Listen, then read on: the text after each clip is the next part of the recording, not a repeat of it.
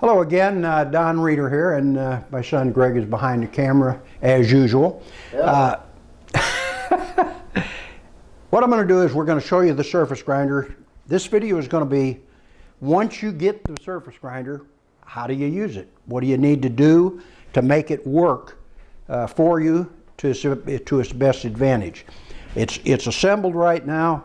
This is what it looked like when you get it on the machine. Magnetic surface chuck is not ground in right now. We're going to do that. I'm going to show you a lot about the setup on the machine. This machine right now has got a couple of extras on it. All of this does not come with the surface grinder. I'll try and be very specific about what does. This is a block that increases the rigidity on the reader grinder or any other 2-receiver 1.5-inch square grinder. Some grinders only have one, and this one receiver, and this grinder will work fine if you put the wheel in the hole that comes in the bar so that the whole unit is combined with on 1.5-inch bar.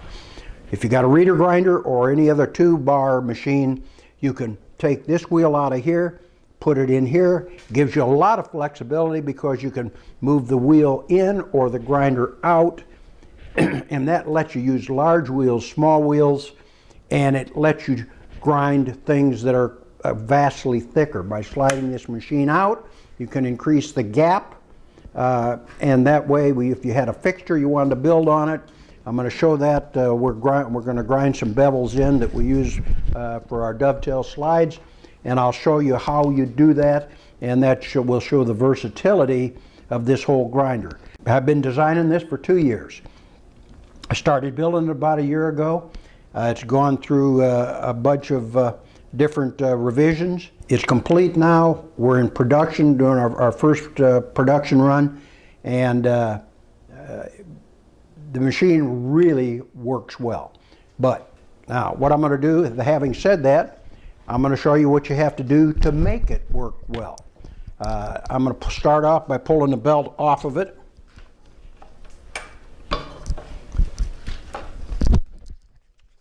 We got to start off with any surface grinder.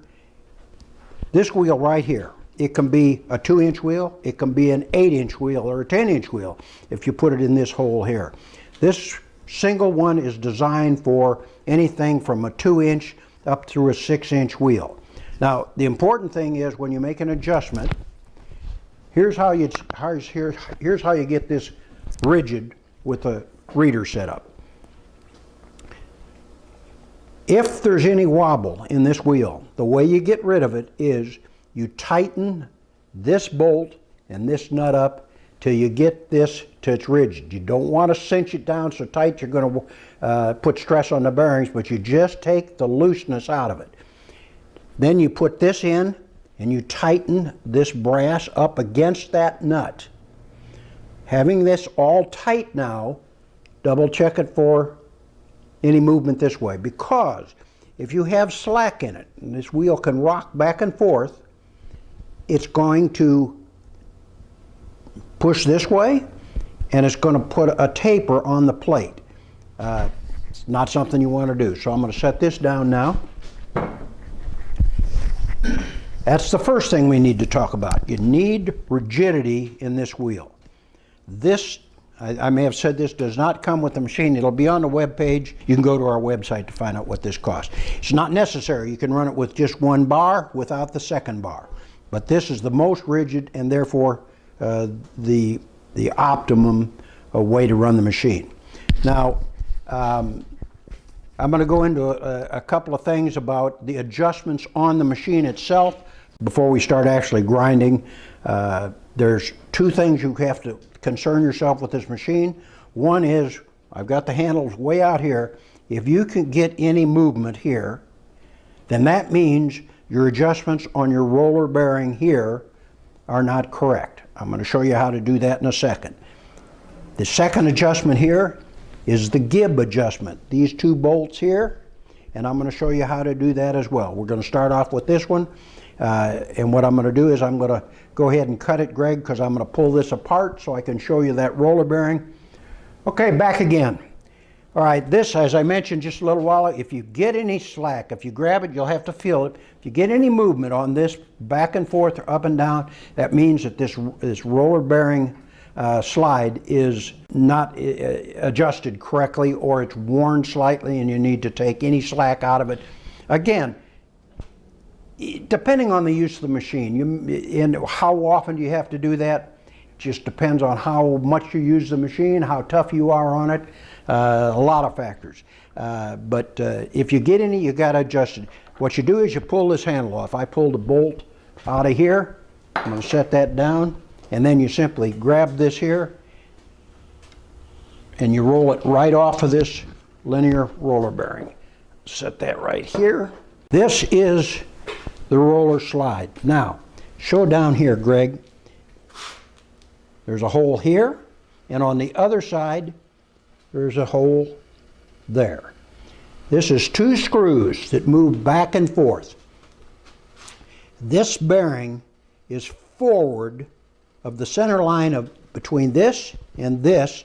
The center line of this bearing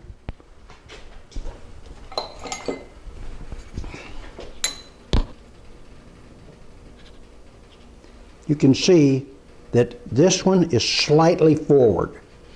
In other words, the rails on the underside of here, come around here, Greg, these rails, right, these hardened rails, bars, right here, ride on this surface, and this surface. In other words, they roll on the bottom of these two and on the top of this one.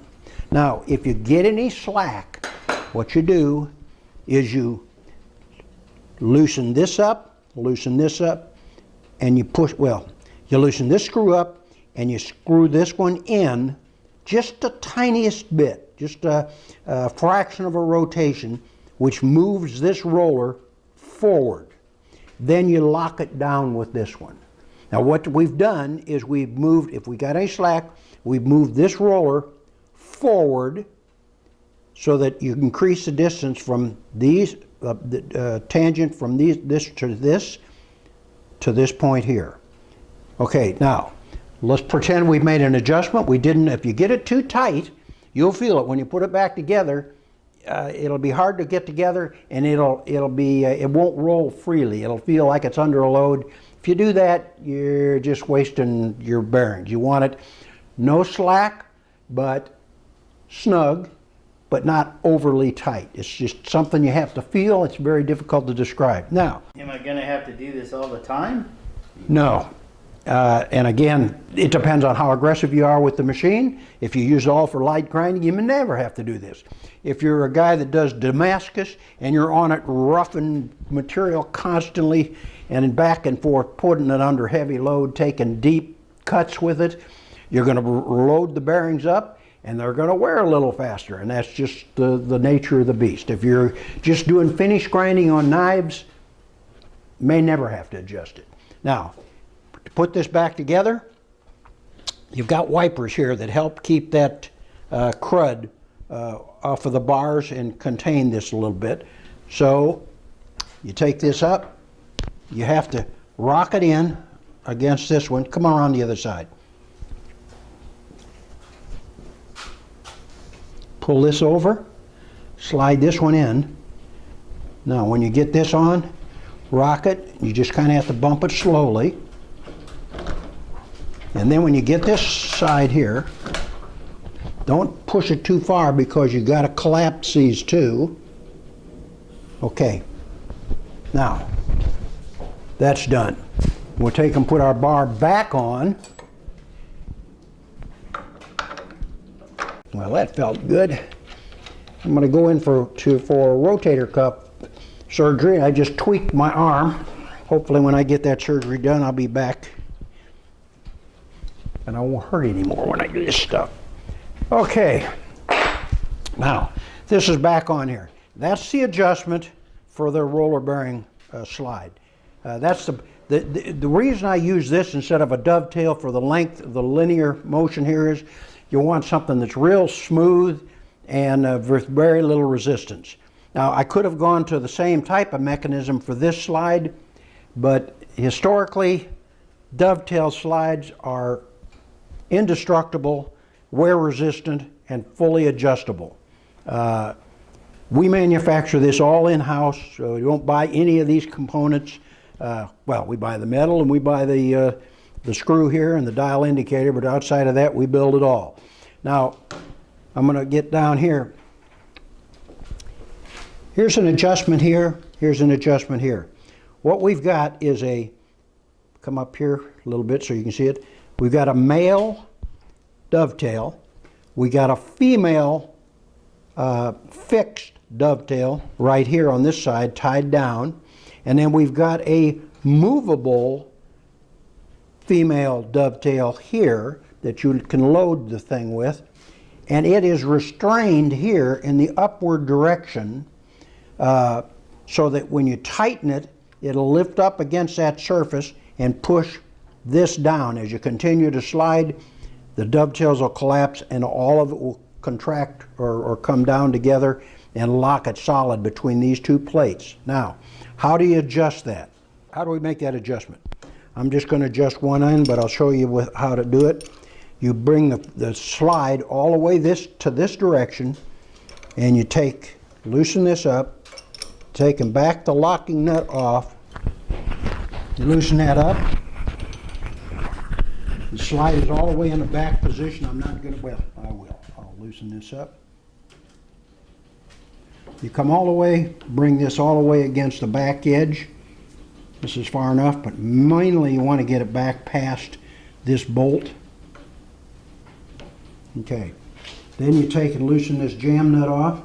You bring that up until it stops. That slide is locked solid now. You can't move it. So we just barely bring it back, just a tiny little bit, so that you got a little bit of drag on it, but not much. Hold this wrench in position. Pin the jam nut up. Lock it up. Check it and see that you're still loose. That's with this jam nut dangling, just loose. Now, what you do, and I'm going to save time, you screw this all the way to the other end of the slide right here. Loosen this nut up, bring it in and jam it until it's tight. Back it off just a notch so that the thing will move with a tiny little bit of drag on it. And that is how you lock this, how you get the slack out or the wear out of a dovetail slide. Now, the way you use this dovetail slide is, once you got it loose, the way I use it is I put just a little bit of drag on it so that I can still move it, but it preloads it. Not so much that I can't screw it in and out. You can see the indicator here. Ideally, when you bring it to 0, see it moved to thousandths right there. Well, it'll move that same thousandths here. Super accurate work. You get after a while, depending on the position of the slide, if you get it tight enough, you can bring it to 0, and as you tighten it, it'll stay right there. So loosen it so there's a little drag on it, bring it to 0, and before the grind, load it up a little bit. Before you loosen it or move it again, you can back that off. Even when it's under load, you can still move it. Okay, after you get your gib adjusted, then what I do is I bring this handle up and I just preload this just a little bit. That slides the female slide, the movable slide over, and preloads the dovetail. Now, it's loaded just enough so that you can still move it easily. If I was going to move this thing a ½ inch, I'd back it all the way off so I can just jack it real easily.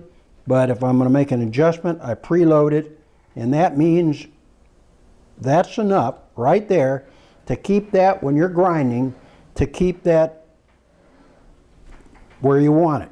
If you want to back it off, you can still back it off. If you want to bring it back without letting it drag, you could back it off, and then before you make your next cut, you can bring it in. You don't have to do that. That puts it right back where it's supposed to be. If you want to take 1/1000ths more, adjust the thousandths, can re-zero it if you want, and you're ready to take your cut. What we're going to do now is we're going to put the belt back on it. The belt, if you ask me what I like best, this is a 3M, what do they call it, a Triact? Trizact, yeah. At any rate, this belt really works well. I like it. That's what I'm going to use. It's not as coarse. I think the coarsest you can get it is 100 grit.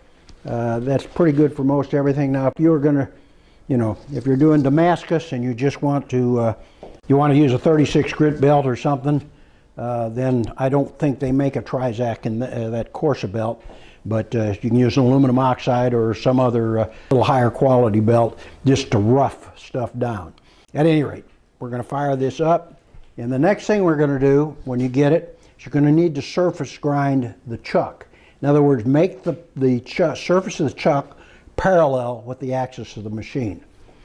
So we're going to turn it on.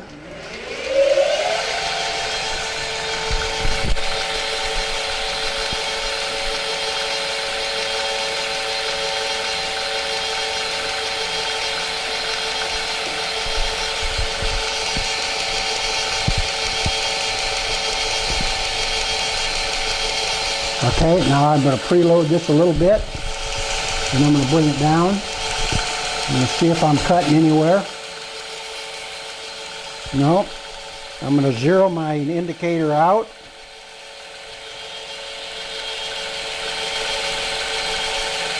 And just take it in 5 and see if I'm hitting.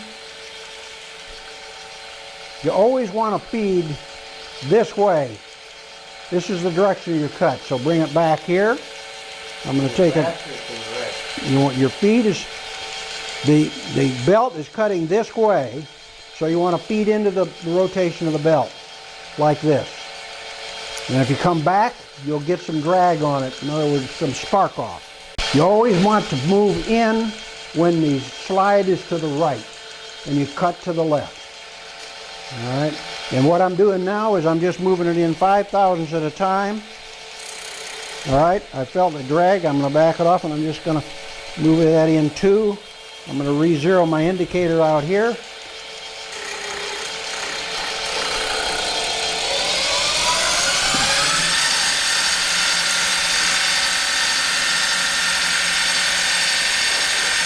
Now, what's going to happen is, you see it's taking the bluing off of the surface of the chuck. All right, so it's just barely hitting here and it's hitting back there. What I'm going to do is now, I'm going to move this in another couple of thousandths.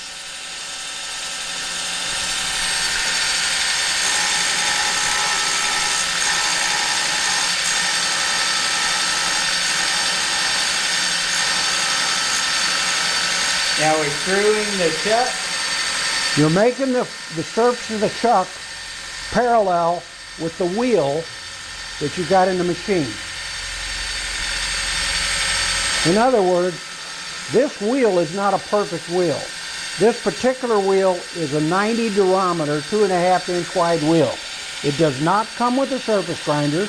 You can use virtually any wheel. You can use 2 inch width wheels. You can use 90, 70, or 50 durometer. And I'll go into where you would use those different wheels and why you would use them. This is a pretty good roughing wheel. I've also used a solid aluminum wheel. And the reason I do that is it gives a more aggressive cut. Even though that's 90 durometer, as I come across it like this, there's still some give because it's rubber. It's not like this. This is good and solid. And actually, this is a tracking wheel that I just surfaced flat. I don't know whether we're going to sell those or not. I'm worried over time they're going to groove. And if you haven't got a lathe so you can resurface them, I'm not sure whether that's, I don't know, that's something I'll look at in the future. Okay, so let's take a look at what we got here. We're true on this side. We're not completely true on that side. I'm going to take another couple of thousandths.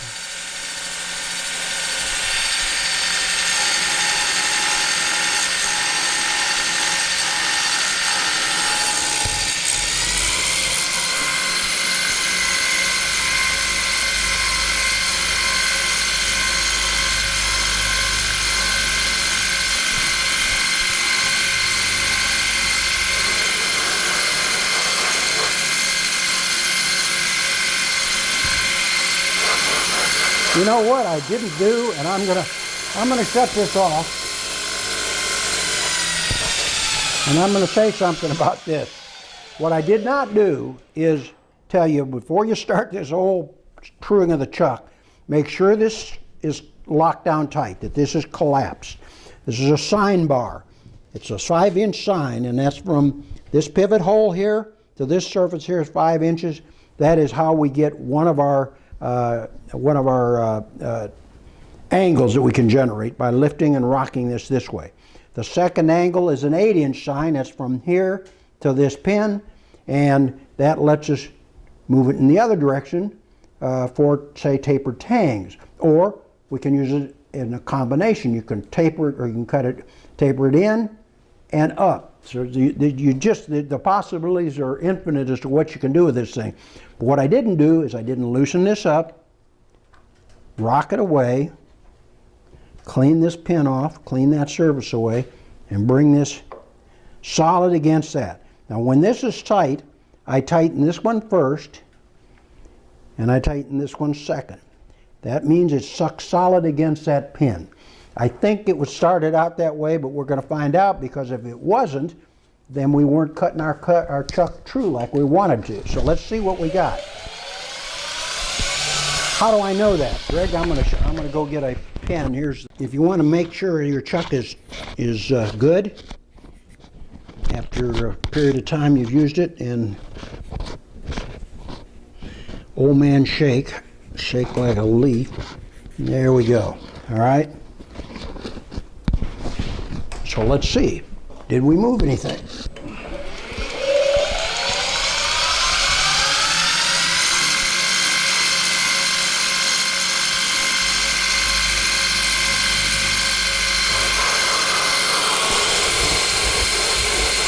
Moved it just a little bit because it cleaned up on this end before it did this end. So now I'm going to move it in.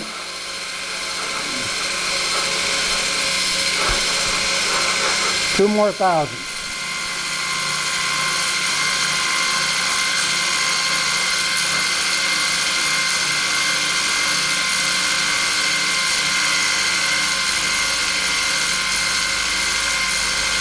I use my hip so that I can control the cup a little better. Little resistance here.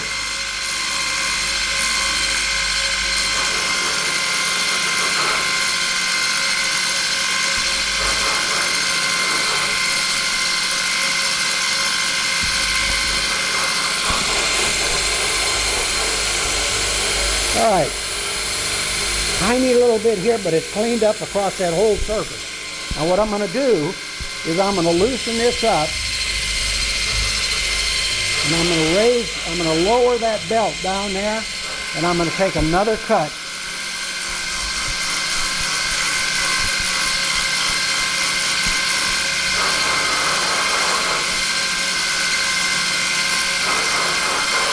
What's the width of your chuck?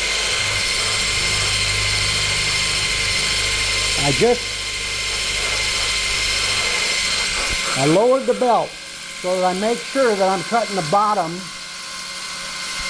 of the surface. What's the width of the chuck? The chuck is 1 7/8 wide. This one's actually 2 inch, but we're gonna, on the production ones, we're knocking about a 1/16 inch off each side, so a 2-inch belt will go all the way across it. This one is 2 inches wide. That's why I've got to raise and lower my belt to make sure I go across the whole thing. Now I've reset to 0 so that I can make sure that nothing moves. All right?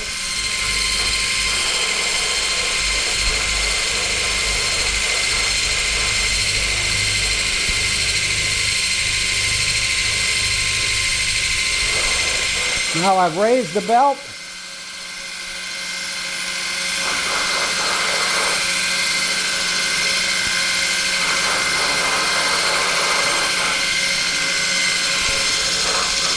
Now I'm going to put it back in the center.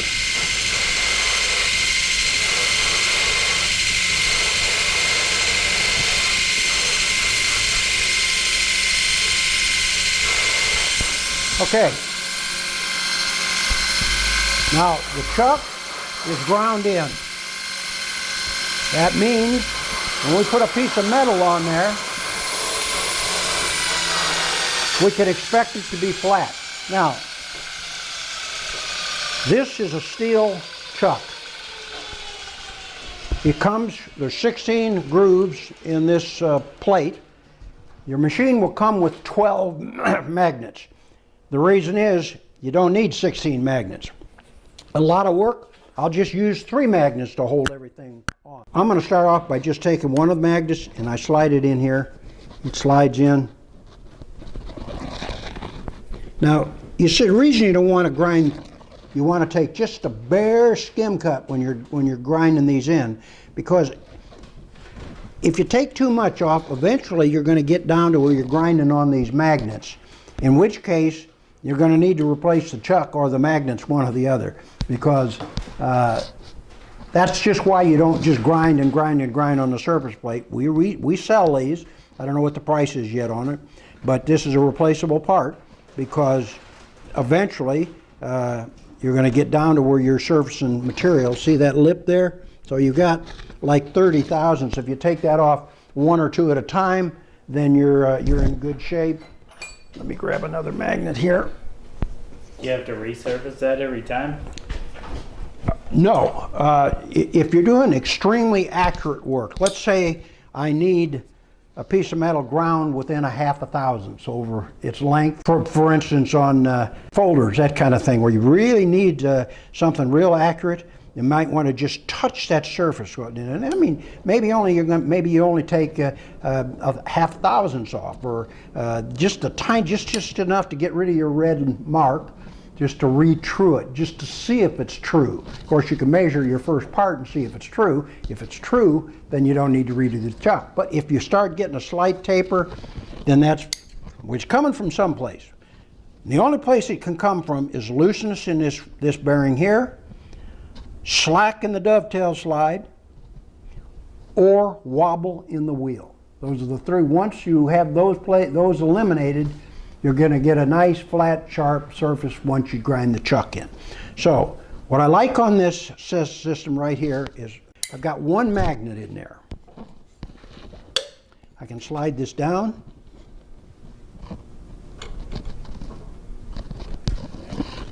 I can take this and I can use that as a fence, and I can slide this back.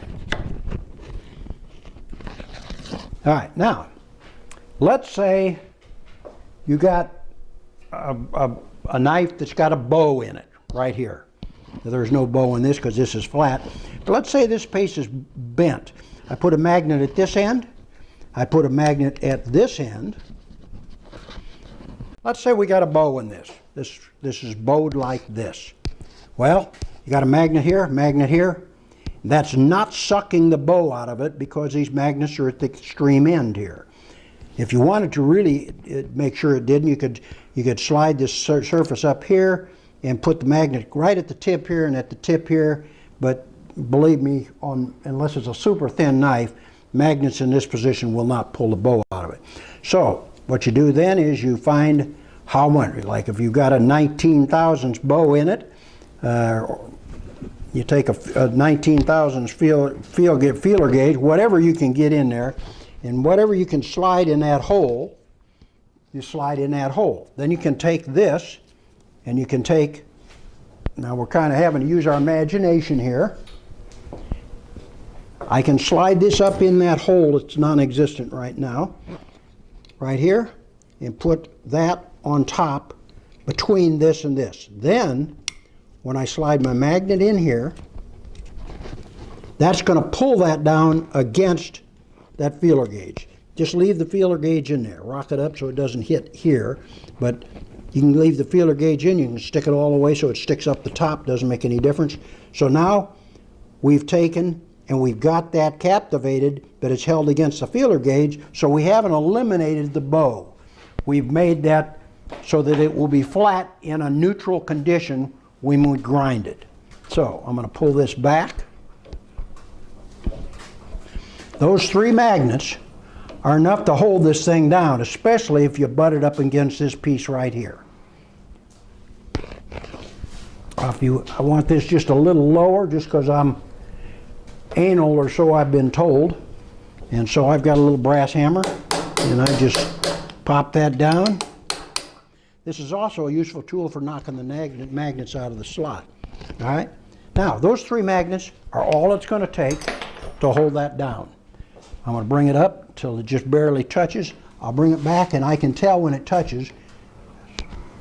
I bring it in until that wheel starts to move. Then I zero my indicator out. Now, if you want your zero up here, you can see you can loosen this up. Let me do that, because it's pretty handy that you can do that with this machine. Is if you want to reposition that indicator, you can slide it in and just tighten it a little bit. You don't want to tighten it too tight. All right, now we're going to put our zero here, and there's a little thumb screw here. Just snug it up so it doesn't vibrate loose on you. All right, now next thing I do is take and I make a mark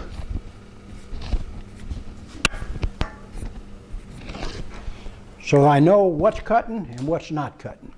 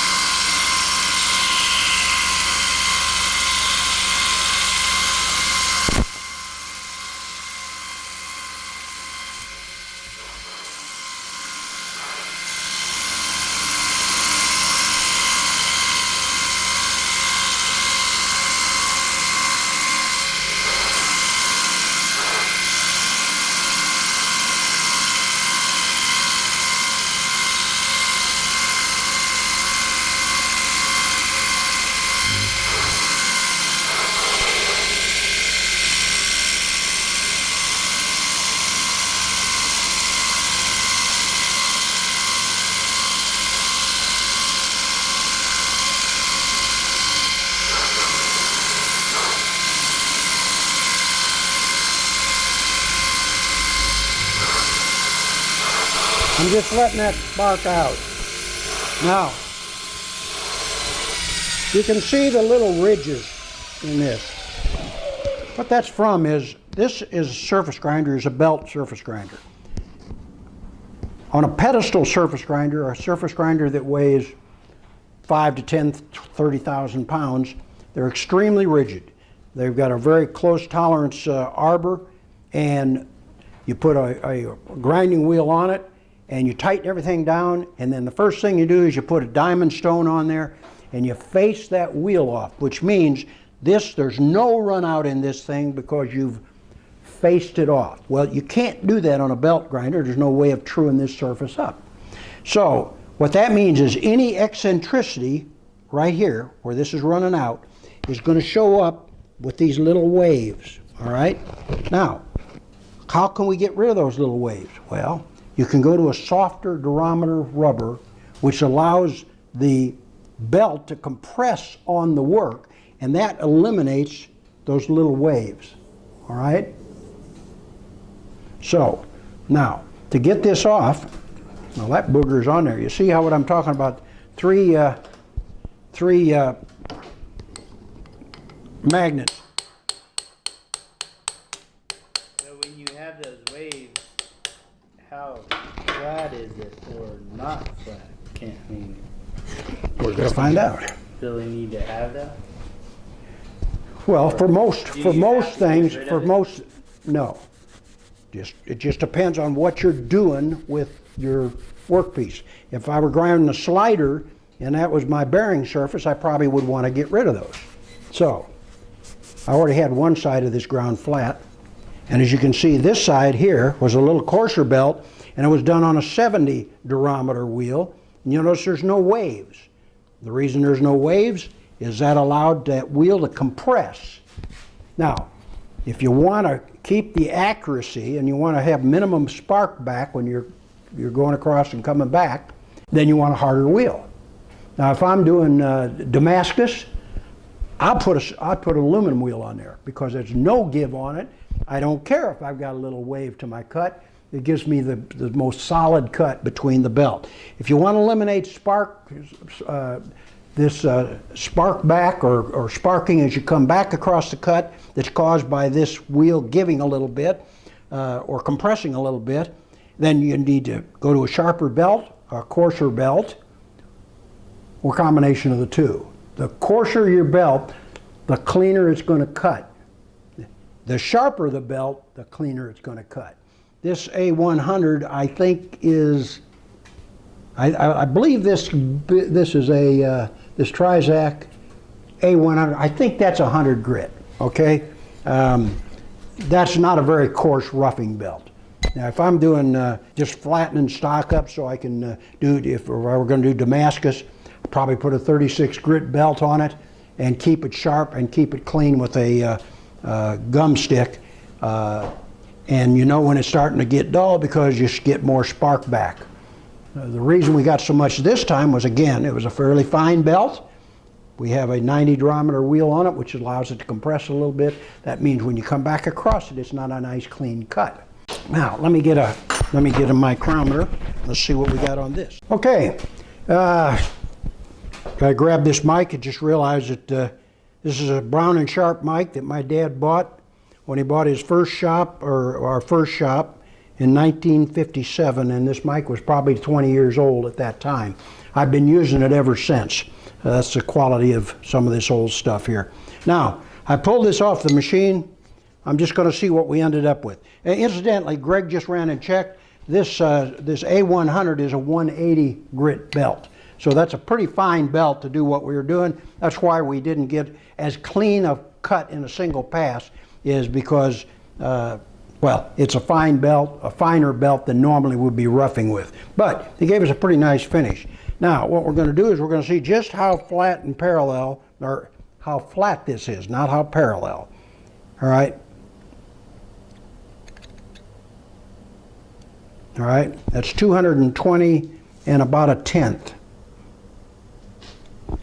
Let's move this to the other side. 220 and about a tenth. 222 and about a tenth, as was the other. We're going to go to the other end. 222. And I cheated on that a little bit.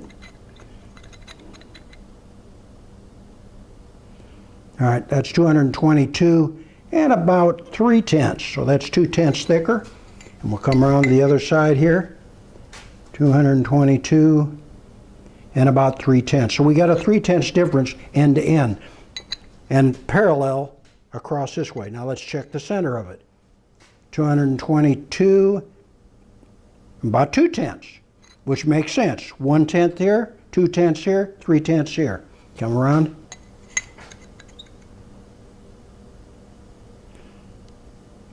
Yeah, well, I'd say it's between a tenth and 2/10, 222. And let's do it again, see what we get.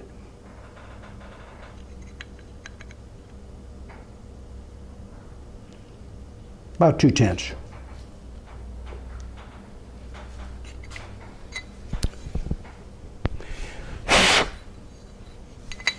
Flat enough for government work? I had some crud in it, that's why that was 23. There's 22 and 2/10. I wondered why I was getting 23 on that. I said 22, but it was 23. I had picked up a piece of garbage. So you can see this is now flat within a couple of tenths, width and length. That is the quality of work you can do with this machine. That being said, it's not going to do it once you start pulling stuff apart. You start changing wheels out. You put a different wheel on. Well, that wheel may have a different slope to it, which means if you don't surface the chuck with that wheel on it, it's not going to cut. It'll cut a taper. It'll probably cut end to end. It'll stay true, but it's liable to impart a little taper over a width. How can you get rid of that? Well, you grind the chuck in with that wheel. Would I do that? No, because you keep doing it, you're going to grind your chuck away, and the chucks cost money. Now, Some people make their chucks out of aluminum. I've heard. I don't know that. I've not seen them. I thought about that, and I decided I didn't want to do it, and I'll show you why. You see the grit this is picked up now. Whether that's aluminum or steel, we've got grit in those holes. Now, can you get rid of it? Well, you can't blow it out of there with an air hose very well. You just, give me an air hose, Greg. Well, here, let me get the air hose since you got the camera. Okay, let's blow it off.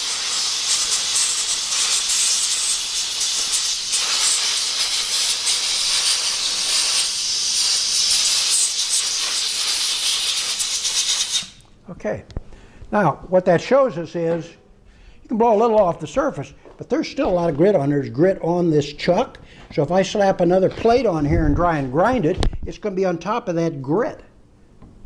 Well, you don't want it on top of the grit, okay, because it's going to give you some error in your cut. So, pull that out. And now here's the tricky part. These little boogers will get you, okay? Because they are stout magnets. So what do I do with them? Well, one thing I can do with them is right here. I can just take that, stick it on there. I'll take the next one out.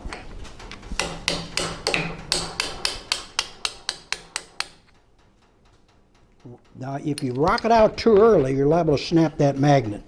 So, knock it down almost to the end, pull it out, clean it off a little bit.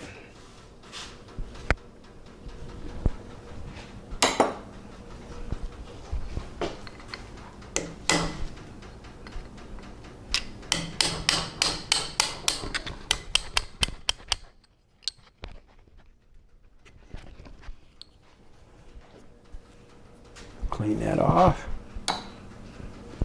And the last one.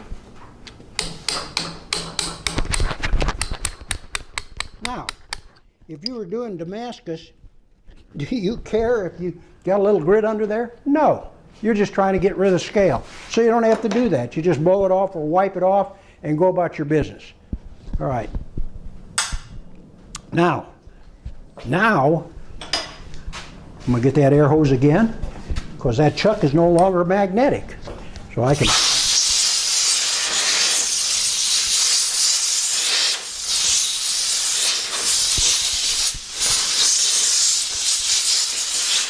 okay, now we've got a good clean chuck to put our work on. Now we're going to do the other side of this. This is the side we just had the waves down on. Now, one thing you can do, I'm not going to put the stop on the end because this isn't going to slide. Now that I've got this clean, and I've got this surface clean, watch yourself when you're wiping this because that edge will be sharp as a booger. Well, boogers aren't very sharp. It'll be sharp. I don't know why they... Can't think why people used to say that, but they did in the olden days. You can take this now and put this against the chuck and kind of move it up and down so you make sure there's nothing under it. And now you can slide this in, put this down, and now you know you have no grit underneath.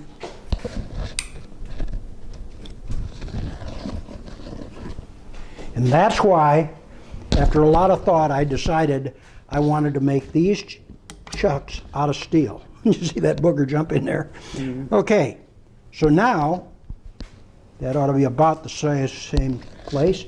Let's fire this up again.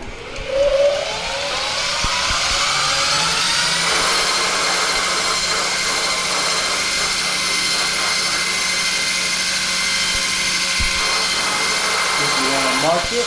Yep. Good eye, see? Even after, let's see, 75 less 14, even after 61 years, maybe it's because of 61 years,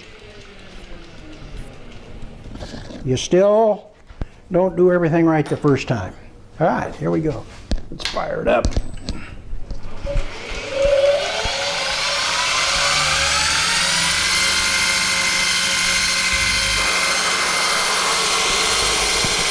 All right, now that's a nice flat bar, and it's just barely starting to take that dicum away. I'm going to go in another one.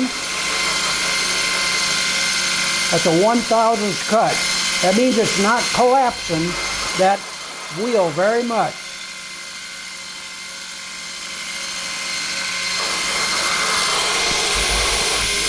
Just started skimming, and you see it skimming it off pretty even.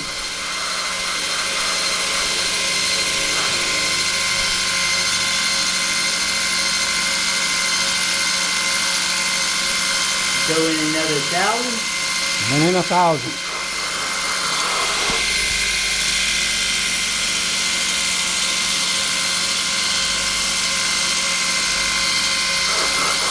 So how many passes should you make after you move it in? As many as you want. I generally like to go in until I feel very little resistance when I'm going across it. And the finer the belt and the softer the wheel, the more resistance you're going to get going across.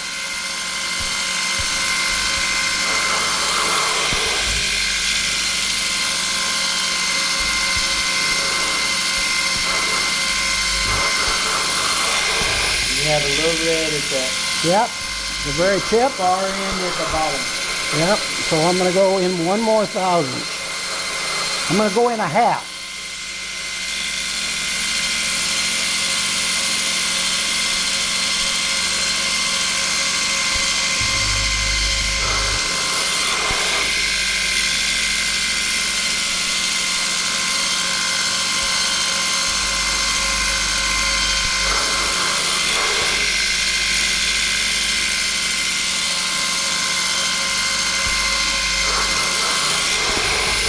That was a half 1,000, so I'm going to take the other half out.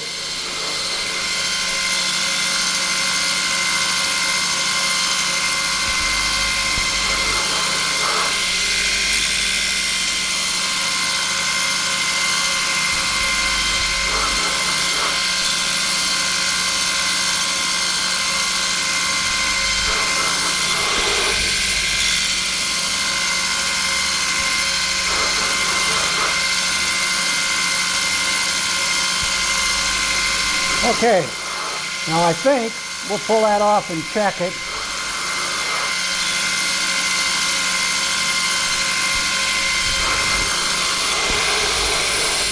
I'm not going to clean that little dab of red up.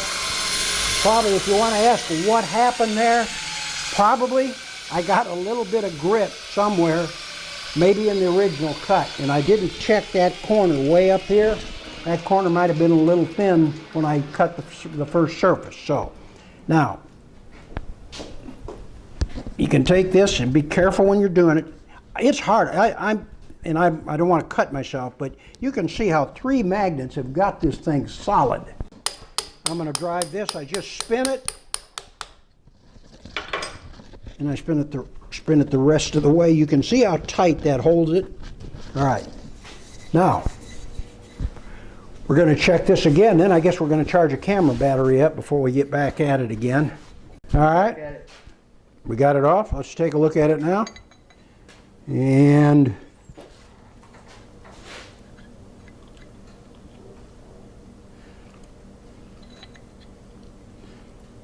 $220 and 7/10. 220 and 8/10. 220 and 8/10.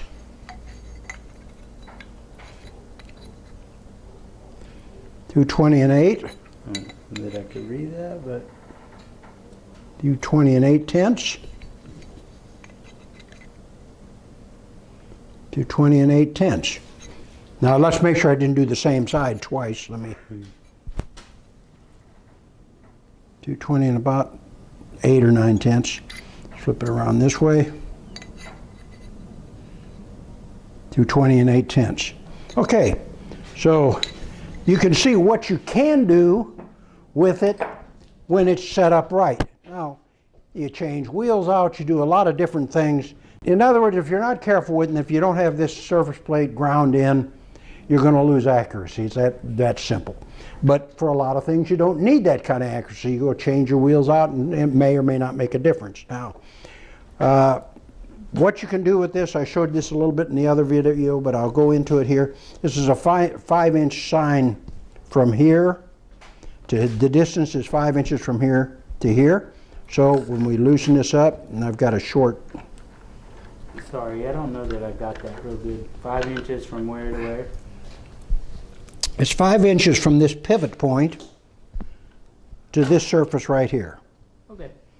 So that means you put in the sine of 1 degree, which is 0.017, I think it's 8, 0.0178.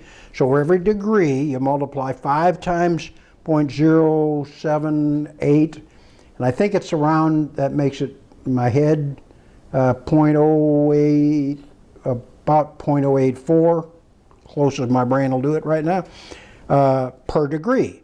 So if you put 0.084 dowel in here, this is going to rock this up 1 degree. Now, the other sine, this is a combination sine plate, the other sine is from here to here, which is 8 inches. So when we loosen these up and we put this, now we got a cheater on this one because we've got a scale on this, and most of the time that's accurate enough. If you're doing tapered tangs and you want a 2 degree taper, you can put your 2 degrees in that way, 1 degree. This is usually accurate enough, and when you want to go the other way, you pull the pin and you can come the other way with it. You can go up to about 5 degrees that way, a little over 5 degrees, a little over 5, almost 6 that way, and almost 6 the other way. So put the pin back in, bring it back, okay? Lock this one first, lock this one second. Now, that, and you can do a combination of the two. You can rock this over this way, at the same time you can rock it up. So if you wanted to grind the primary angle and the distal taper on a piece of cutlery, you can do that at the same time. I haven't done it myself yet, but it gives you the capability of doing that. I'm trying to think of anything else off the top of my head that we haven't covered. The types of wheels you can use. Let me, we'll shut it off for a minute, and I'll change setups to get away from this one. See, everything I've shown you so far can be done without this second bar in it. In other words, this can be done, everything you've seen right now with this wheel and this, you can go up to about 1 inch thickness with this. Put a smaller wheel in, like if you'd go to a 2-inch wheel here, you'd have a full 2 inches of travel between the surface plate and this surface here. Okay, now I'm going to show you, if you've got a reader and you want to use different types of wheels, bigger wheels, smaller wheels, I'll show you how I can do that. Okay, now this is another setup. This is a setup where I use the second arm and I put a little 2-inch wheel on it, you know, like comes off a platen. You can use a 2-inch rubber wheel, 70 durometer. You can use this aluminum wheel, which is a 2-inch wheel that I pulled off of our There's the old platen? off of the platen, yeah. Mm-hmm. So, and it cuts real clean because this is a good solid base. So I'll show you.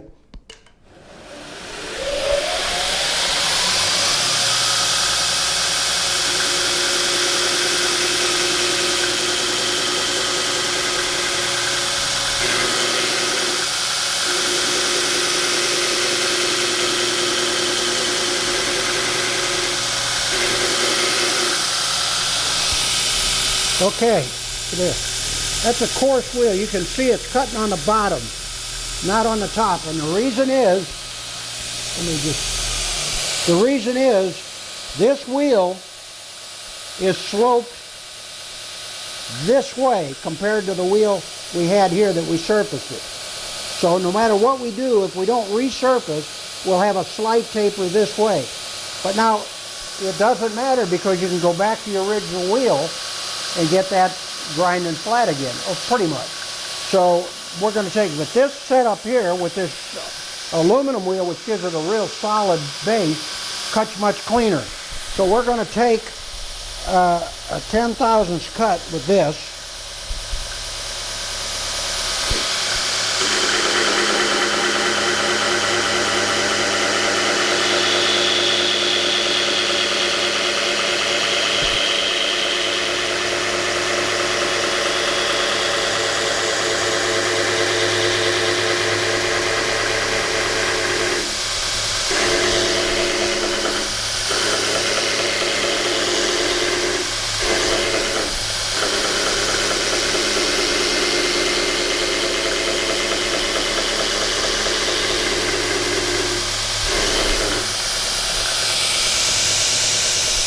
Okay, so what we're doing there is we're just showing you. You can use this cuts much, if you're doing this is a 60 grit belt. You could go to a 36, but the 60 grit works pretty well. And that gives you a nice clean cut. That was a 10 thousandths deep cut. And if you're doing, and you can feel it's coarse, but if you're doing Damascus and you just want to knock something off, that's a good quick way to knock the scale off and to be able to button your pieces up together. And if it's not perfectly flat, perfectly square, it doesn't matter because the application is not critical. So you just kind of have to decide. Now if you decide, well, I want to use this wheel and I want it perfectly flat, then you're going to have to resurface this thing to make it flat to this wheel. Okay? Now let's do another setup on it while we're at it. We've set it up now with an 8-inch 70 durometer wheel.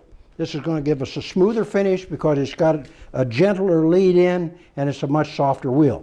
You wouldn't want to use this wheel if you're doing heavy roughing like in Damascus. This is more. This setup would be more for finishing. If you're working on sliders or that kind of thing. You might even grind your surface plate. If you're going to do a lot of finish grinding, grind it in with this wheel, your surface plate, because whatever wheel you use to grind it in, that's the wheel it's going to be most accurate with.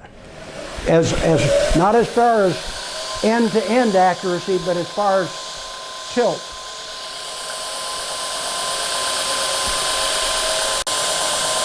I'm zeroing out here. I'm just going to take a thousandths on this.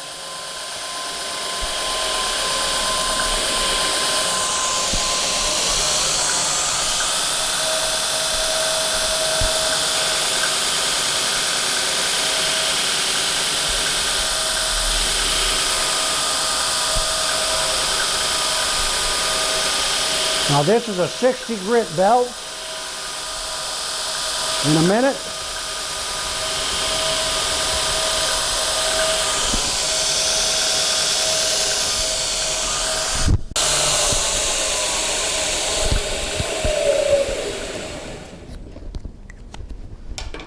because this is a different belt, it's going to grind with a little bit different pitch.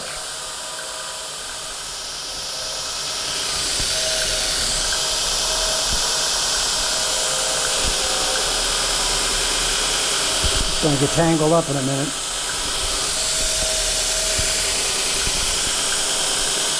Now this one is back to the original position. It's cutting a little more on the top end.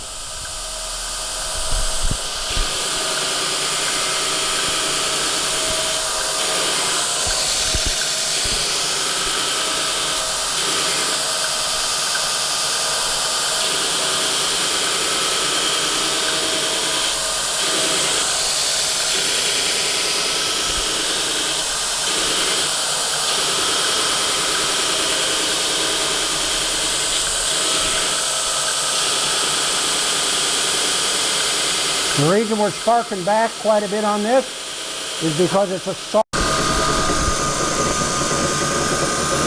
Okay, what I've done is I put a 400 grit belt on this. It's a very fine belt. It's thin, so you're hearing the thump of the where it's put together.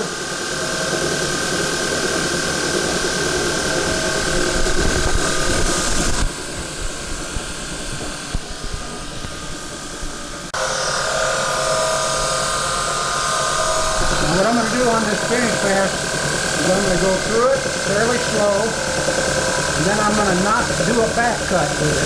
Faster is going to leave a little crack. So we're going to cut it off there on this end of the stroke. And take it off right here. And we'll take a look and see how parallel we are. Now remember, we've been through a series of different now you remember, we're holding this on with 3 magnets.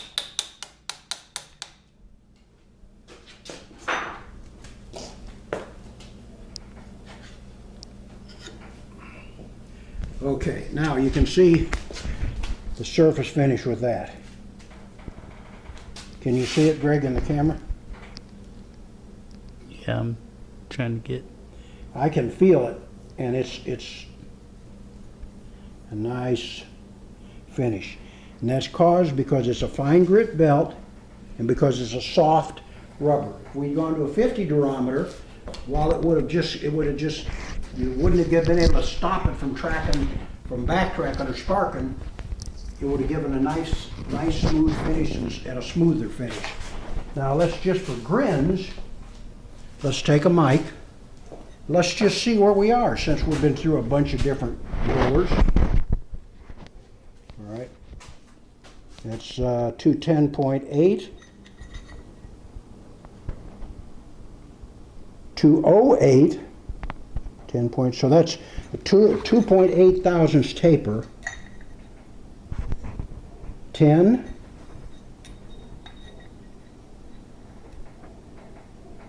6. 10.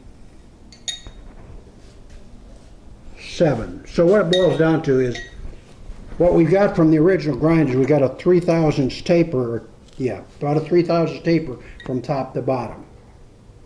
And in order to get rid of that, if this was going to be our finished wheel, now we do rough grinding with any of these wheels and then go back to whatever your finished wheel is that you grind the chuck with to do your finished cuts.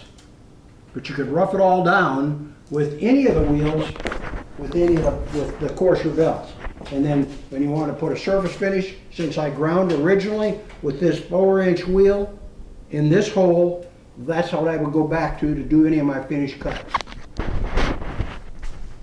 Do you have anything that you need to know about it, Greg, that you think I haven't gone into?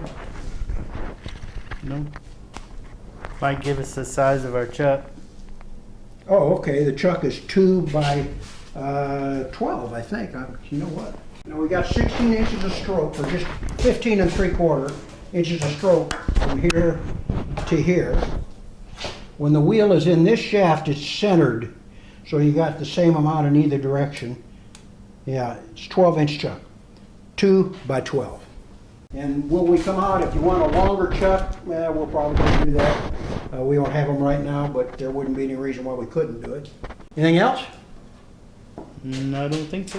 All right, well, if we got anything else, I know what we're going to do. Go ahead and cut it off because I'm going to set up for the slides. This is a job that we have in the shop. I'm just trying to show a couple of different things you can do with this besides knife work. These go on our rotary platen.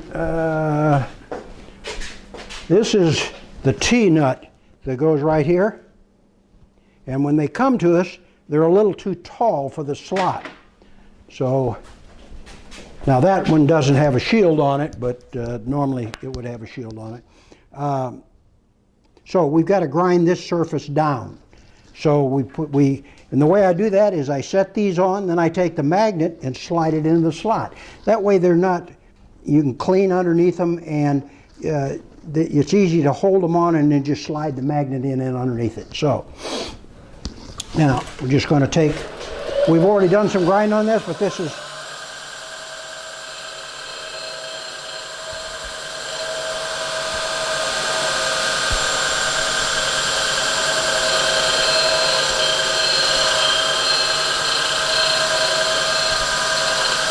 these are real hard, so they grind real clean. The harder it is, the less back cut you get on them. So we'll take a couple more.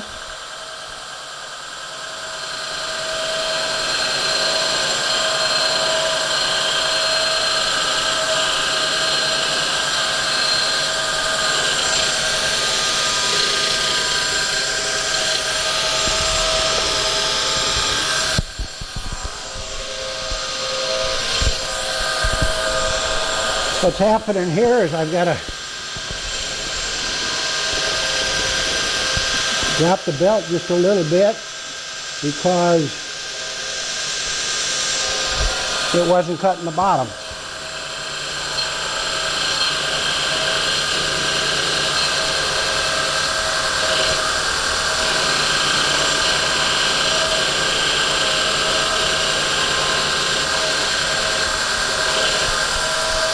Okay, so that takes these down to size. Okay, well that was a long video, but I want to thank all of our customers. Of course, we wouldn't be where we were with other customers, and we want to continue to provide you the best customer service that we can. We think we're real good at that, but if you think we can do better, you'll be sure and let us know. Now, I want to go into a couple of things to end this about the construction of the surface grinder. Well, not necessarily why we did things, but show you where we put our effort. The compound surface plate is all aluminum, just because we're trying to keep the weight down. The chuck, as we've mentioned before, is steel, and I've already shared with you the reasons for that. We have the 12 magnets that come with it. Are very strong magnets. We have available a weaker magnet, so if you grind the chuck down, you might want to go to a weaker magnet because it can actually get too hard to pull things off of it. So that's going to be available. You certainly don't need it at the beginning.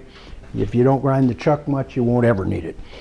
Now, since this is aluminum, what we've done is we put on this pivot point here, we put a bronze bushing and a hardened shoulder bolt. Yeah, thank you, Greg.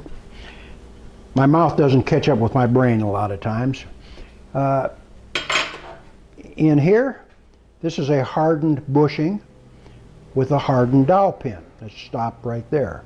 Underneath this compound surface plate, the pivot point for the sine, this direction, the 5-inch sine,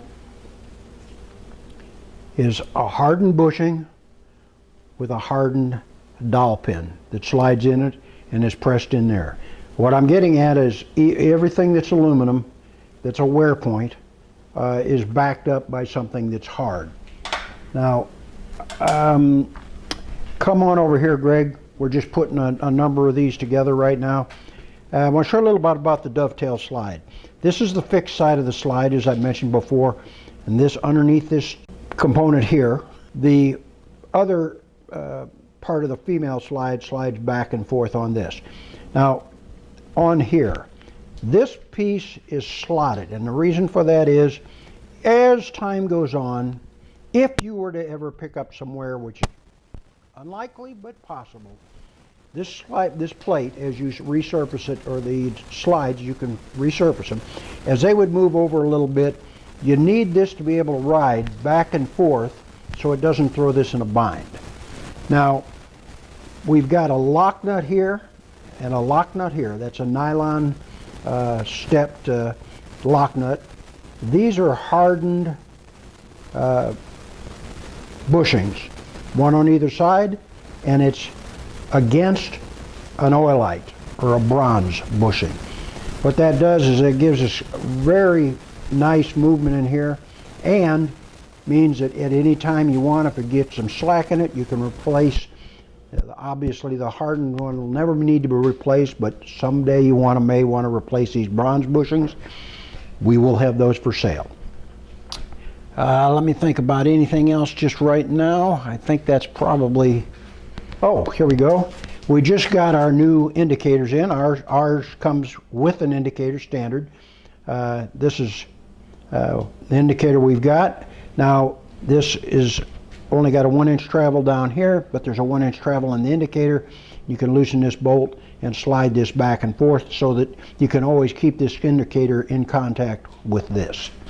We've already talked about the slide mechanism. We talked about the adjustment on the dovetail, the adjustments on the roller slide, and I'm trying to think if there's anything else. I think we've been pretty well through everything. It's a ridiculously long video, I know, but if you're going to buy one and use one, you're going to want all that information.